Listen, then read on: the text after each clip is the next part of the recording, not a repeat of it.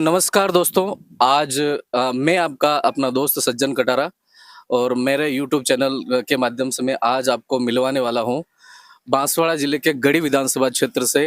आप retired college professor Shri Manilal ji Garasia साहब। तो सर, आप अपना परिचय बताएं कि आप कॉलेज प्रोफेसर थे, आपका एजुकेशन कैसे, कब तक प्रोफेसर रहे और रिटायर्ड कब हुए? थोड़ा सा अपने बारे में तो हमारे दर्शकों को बताइए सर। जोहार सभी दोस्तों को और सज्जन जी कटारा जी को भी जोहार। आपने मुझे अवसर दिया आपके चैनल के माध्यम से पूरे भारत देश के लोगों से बात करने का, मुखातिब होने का। इसके लिए मैं आपका आभार जोहार व्यक्त करता हूँ। मैं प्रोफेसर मणिलाल गरासिया, एक गरीब आदिवासी परिवार में मेरा जन्म हुआ। मेरे माता पिता दोनों अनपढ़ थे, लेकिन बुद्धिजीवी और समझदार थे। उन्होंने मुझे बहुत अच्छी शिक्षा दी और कॉलेज के प्रोफेसर पद तक मेरे को पहुंचाया। इसके लिए मेरे गरीब माता पिता जो हैं, उनके हौसले को मैं जोहार करता हूं। और इसी गरीबी की वजह से मैं प्रोफेसर जैसा जो महत्वपूर्ण और अच्छी इनकम देने वाला जो पद होता है, उसको छोड़ करके और अभी सामाजिक कार्य में आया हूँ। और वर्तमान में मैं भारत आदिवासी पार्टी का फाउंडर मेंबर होकर के भारत आदिवासी पार्टी का राष्ट्रीय सदस्य हूँ। और भारत आदिवासी पार्टी के माध्यम से पूरे देश के आदिवासी समाज को जागरूक करने का और आदिवासियों के संवैधानिक अधिकारों की जानकारी देने का कार्य जो है वो कर रहा हूँ मैं। तो सर, जैसा कि अभी आपने बताया कि आप भारत आदिवासी पार्टी के फाउंडर मेंबर हैं और आप आगे रह करके इस पार्टी को रजिस्टर्ड करवाने वाले और कुल मिलाकर के इसके कर्ता धर्ता आप हैं, सूत्रधार में आप एक मेन पिलर का काम कर रहे हैं। तो सर, आप प्रोफेसर थे, शिक्षा विभाग में बहुत अच्छी आपकी अप्रोच और इतना रेस्पेक्टेड पद आपका था। और फिर दूसरा ये कि राजनीतिक पार्टियां, इतनी सारी राजनीतिक पार्टियां काम कर रही है जिसमें बहुत सारे आदिवासी नेता लोग हैं, उनका प्रतिनिधित्व भी कर रहे हैं। तो फिर ऐसी क्या जरूरत पड़ी सर कि फिर भारत आदिवासी पार्टी का गठन करना पड़ा और उसको एक राजनीतिक अलग संगठन के रूप में लाने की कहाँ जरूरत पड़ गई? देखिए सज्जन जी, भारत आदिवासी पार्टी जो अस्तित्व में आई है, तो ये कोई अचानक भारत आदिवासी पार्टी बनानी पड़ गई है, ऐसा नहीं है। समस्त भारत में आदिवासी समाज को जागरूक करने के लिए और आदिवासी समाज को देश की मुख्य धारा के साथ जोड़ने के लिए आजादी के बाद से ही कई सारे सामाजिक संगठन जो है वो काम कर रहे थे। और कई सारे संगठनों ने मिल करके समस्त भारत के आदिवासियों को संवैधानिक अधिकारों के प्रति जागरूक करने का कार्य भी किया। लेकिन कोई भी सामाजिक संगठन जो है वो पूरे देश के आदिवासियों को राजनीतिक दृष्टि से एक करने की हिम्मत जो है वो नहीं जुटा पाया।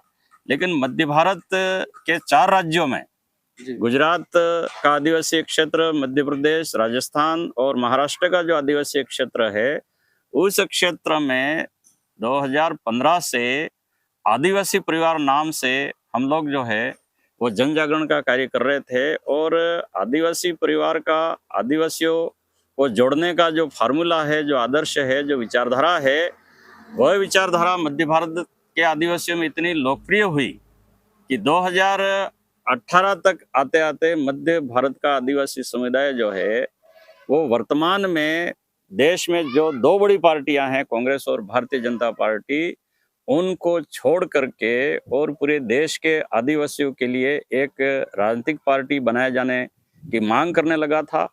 और इस वजह से कांग्रेस और भारतीय जनता पार्टी दोनों के आदिवासी क्षेत्र में विकल्प के तौर पर जो है वो भारत आदिवासी पार्टी को जो है वो हम लोगों ने खड़ा किया। और एक तरह से पिछले 50 वर्षों से जो आदिवासी समुदाय में एक आवाज उठ रही थी आदिवासियों के स्वतंत्र राजनीतिक संगठन की, उस आवाज को साकार रूप देने का प्रयास जो है वो हमने भारत आदिवासी पार्टी के माध्यम से किया है।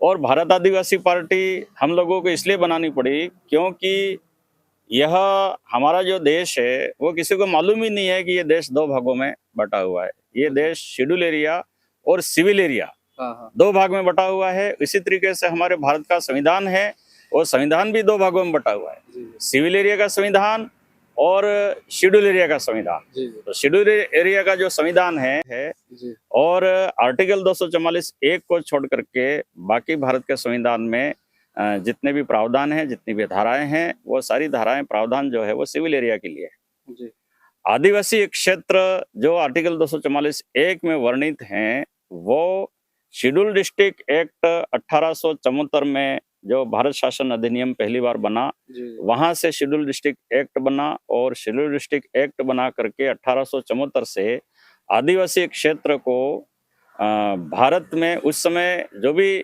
शासन व्यवस्था चल रही थी, उस शासन व्यवस्था के नियंत्रण से बाहर निकाला गया। जी और 1919 में संविधान बना, उसमें भी आदिवासी क्षेत्रों को बाहर रखा गया। जी और भारत शासन अधिनियम गवर्नमेंट ऑफ इंडिया एक्ट 1935 में भी आर्टिकल 91 और 92 सेक्शन है, जी उसमें भी आदिवासी क्षेत्रों को एक्सक्लूडेड एरिया बोला गया, यानी कि भारत की शासन व्यवस्था जो है उससे बाहर निकाला हुआ और छोड़ा हुआ क्षेत्र के रूप में माना गया। जी और जब देश आजाद हुआ तो इंडिपेंडेंट एक्ट 18 जुलाई 1947 को जो बना, तो उस इंडिपेंडेंट एक्ट में भी आदिवासी क्षेत्र हैं उनको अलग से परिभाषित किया गया। और जब भारत का संविधान 1949 में बाबा साहब अम्बेडकर ने बनाया, तो उस समय भी 1874 का जो शेड्यूल डिस्ट्रिक्ट एक्ट है उसको वर्तमान संविधान में जोड़ते हुए आर्टिकल 244 एक और 2 में गवर्नमेंट ऑफ इंडिया एक्ट के 91 और 92 सेक्शन को जोड़ा गया। और आज भी आर्टिकल 244 एक में यही लिखा हुआ है कि लोकसभा और किसी भी राज्य की विधानसभा में पारित कोई भी कानून जो है वो आदिवासियों की सलाहकार परिषद की सलाह के बिना आदिवासी क्षेत्र पर लागू नहीं होंगे। और आदिवासी क्षेत्र पर जो है वो भारत शासन अधिनियम या भारत के संविधान के कई सारे प्रावधान जो है वो लागू नहीं होते हैं।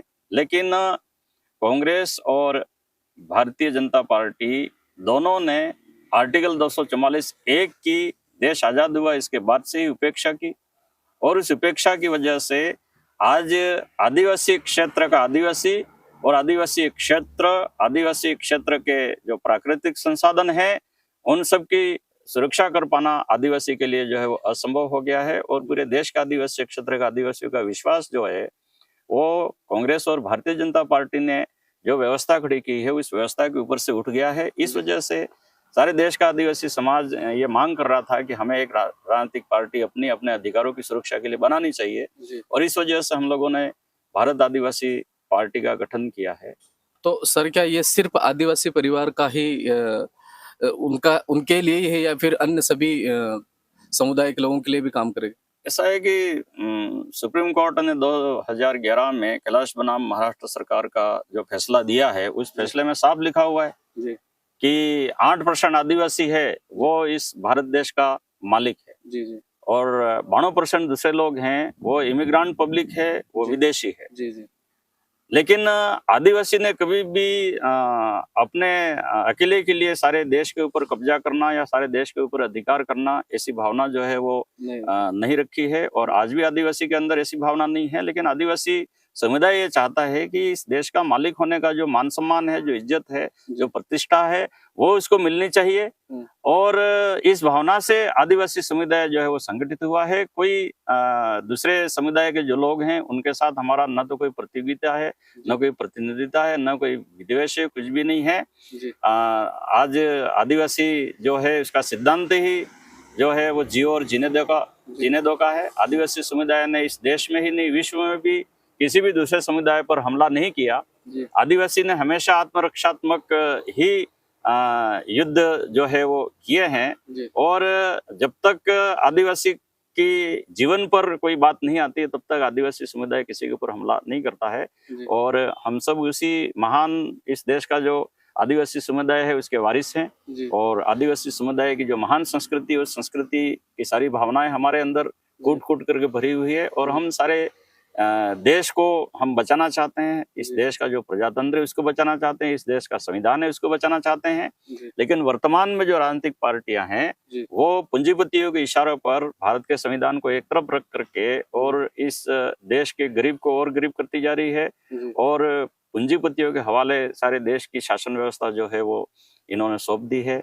जी, धर्मवाद को बढ़ावा दिया जा रहा है, संप्रदायवाद को बढ़ावा दिया जा रहा है, जातिवाद को बढ़ावा दिया जा रहा है। हाँ जी, और आदिवासियों को ऐसा लगता है कि उसका भारत देश है, उसका अस्तित्व संकट में है। जी, इस वजह से हम देश को बचाने की भावना से ये भारत आदिवासी पार्टी बनाई है। और हम आदिवासी ये मानते हैं कि इस देश में जितने भी लोग रहते हैं वो सब हमारे अपने भाई बहन हैं। जी, और हम ये चाहते हैं कि सारे देश के लोग हैं वो धार्मिकता से, जातिवाद से, संप्रदायवाद से ऊपर उठ करके और भाईचारे और अमन के साथ रहे और इस देश के विकास में सहभागी बने और हर व्यक्ति तक विकास जो है वो पहुंचना चाहिए।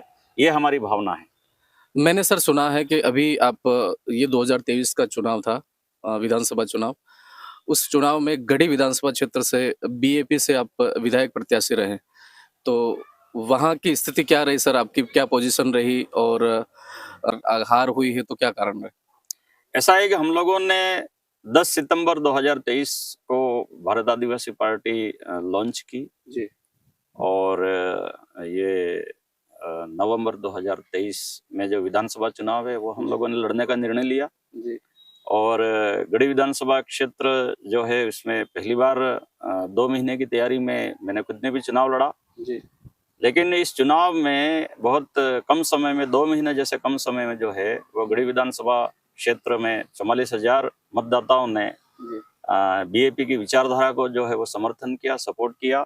जी। और हमारा जन जागरण जीतने वाले को कितने मिले सर? जीतने वाले को जो है वो लगभग 83,000 जी, वोट मिले हैं। जी, लेकिन अभी बहुत प्रोग्रेस पे हम लोग और लोगों का जुड़ाव जो है वो दिन रात बढ़ता जा रहा है। जी, जी, और हम लोग जो है वो लोकसभा में बांसवाड़ा डूंगरपुर जो संसदीय सीट है, लोकसभा सीट है, उस पे हम अच्छा प्रदर्शन करेंगे और हम लोकसभा सीट जो है वो बीएपी के खाते में हम लोग जो है वो डालेंगे। अभी से सर लोकसभा की रणनीति आप लोगों ने बना दी है, तो क्या मतलब क्या तैयारियां चल रही है और क्या अभी जैसे जो विधानसभा में हुई उससे थोड़ा सा कुछ हटके करेंगे या फिर और कुछ नए तरीके आप अपनाएंगे चुनावी माहौल में?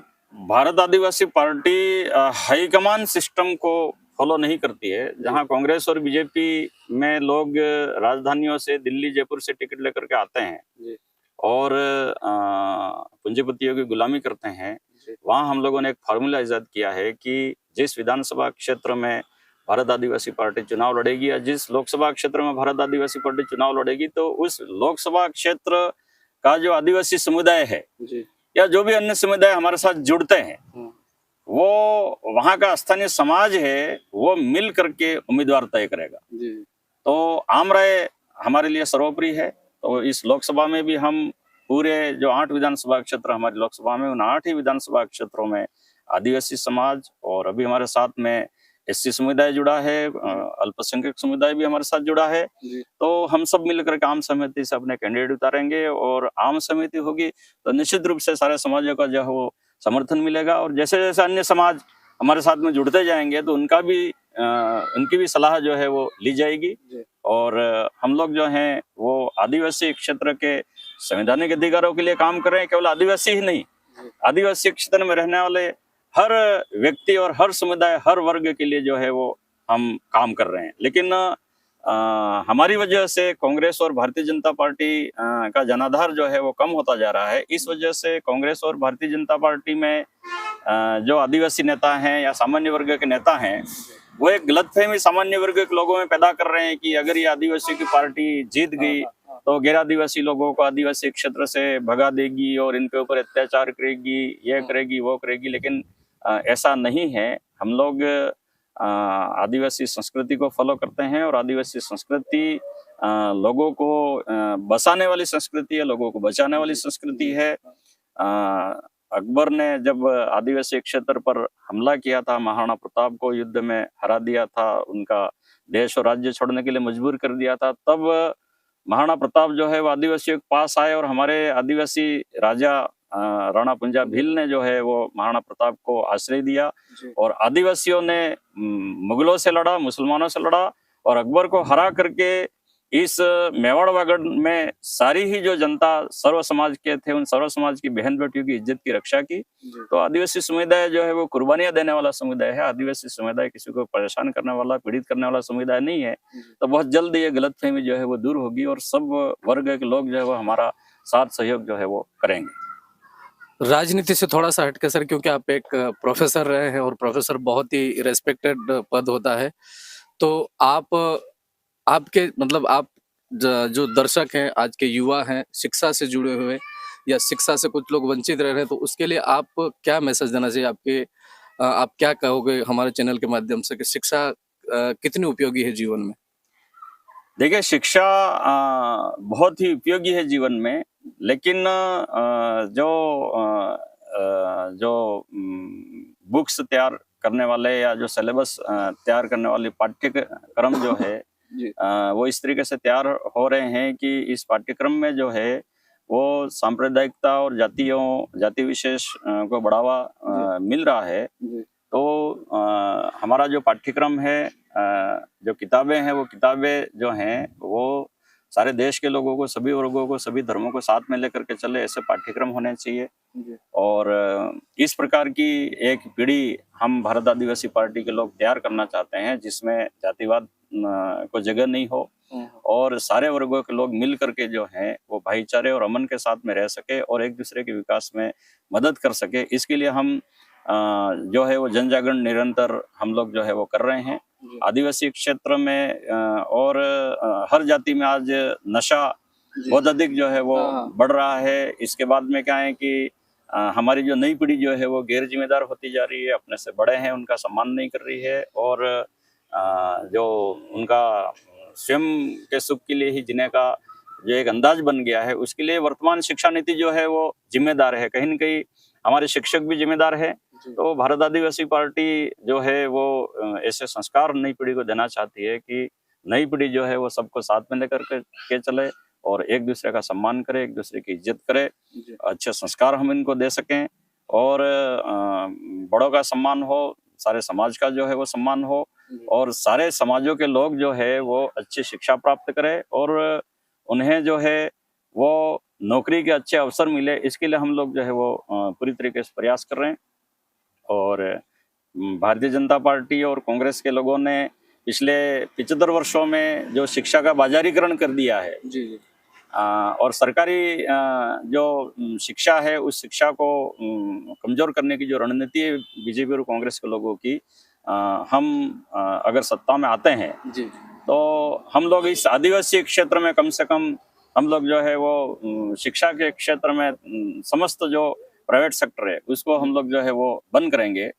और प्राइवेट स्कूल कॉलेज जितने भी है आदिवासी क्षेत्र में उन तमाम प्राइवेट स्कूल कॉलेजों को हम लोग जो है वो सरकार के हाथ में देने की रणनीति रखते हैं और हम ये चाहते हैं कि जितने भी प्राइवेट और सरकारी प्राइवेट कॉलेज हैं, प्राइवेट स्कूल हैं, उनको सरकार अपने हाथ में ले और उन प्राइवेट स्कूल कॉलेजों में जो है वो सरकारी टीचर लगाए ताकि आदिवासी क्षेत्र के हर वर्ग के अधिक से अधिक बेरोजगार जो हैं वो उनको रोजगार प्राप्त हो और विभिन्न प्रकार का जितना भी जो निजीकरण जो भारतीय जनता पार्टी कांग्रेस करती जा रही है उस निजीकरण को जो है वो रोका जाएगा और सार्वजनिक क्षेत्र में, सरकार के क्षेत्र में रोजगार की संभावना जो है वो बढ़ाई जाएगी और सभी क्षेत्र के लोगों को रोजगार देने का प्रयास जो है वो हम करेंगे।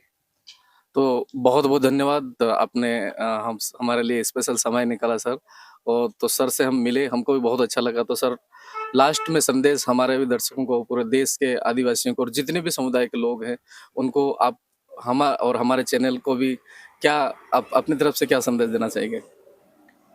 मैं तो यही संदेश देना चाहता हूँ कि सारे देश के लोगों को आदिवासियों के साथ में जुड़ना चाहिए। भारत आदिवासी पार्टी के साथ जुड़िए, आदिवासी संस्कृति को फॉलो कीजिए, आदिवासी की जीवन पद्धति को आप स्वीकार कीजिए और ये जितने भी 7 धर्म की दीवारें जो धर्म गुरुओं ने खड़ी की उन दीवारों को गिराइए और धर्मपुरी आदिवासी संस्कृति को एक्सेप्ट करके और एक इंसानियत और मानवता का संदेश जो है वो हम पूरी दुनिया को दे सके और सारे भारत को फिर से हम विश्व गुरु बना सके, ऐसा प्रयास हम सब लोगों को मिल करके करना चाहिए। Thank you so much sir, बहुत बहुत धन्यवाद। धन्यवाद।